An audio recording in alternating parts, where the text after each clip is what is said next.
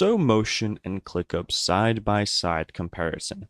Let's take a look at all of this and just go ahead and compare all of these things that are actually here listed in front of us. Let's get right into it. First things first, motion, features, and I would say pros and cons here.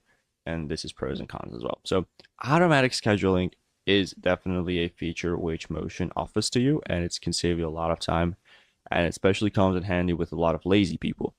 Calendar plus project views is another thing. Automatic adjustment. Now, anything automatic just makes me absolutely fall in love with the platform. So the fact that they offer automatic stuff is absolutely insane. Meeting scheduling toolkit, team-wide schedule syncing, and now let's go over here to the pro cons. Now, monthly cost, I would not say it's a con, to be fair with you. It's a paid platform.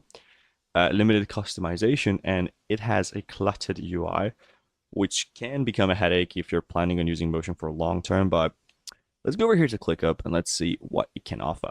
All-in-one suite for teams. Absolutely amazing. I don't want to go look up for a million things just to find one. That's absolutely good.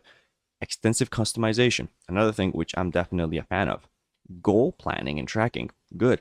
AI assistant is something that we all definitely need to use. I don't want to go to ChatGPT and ask it for stuff when I can just go over here and ClickUp, and whenever I'm managing something, I can just go ahead and ask AI there.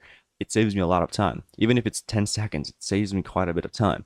Generous $0 plan. It has a free plan too. This is a paid service. Now I understand why this is a con, because this is free. But it's not very intuitive. I don't know why they said this, but apparently it's not. Steep learning curve. Steep learning curve. That's just, I mean, once you get the gist of it, it's probably easy, but I don't know why this is also a thing.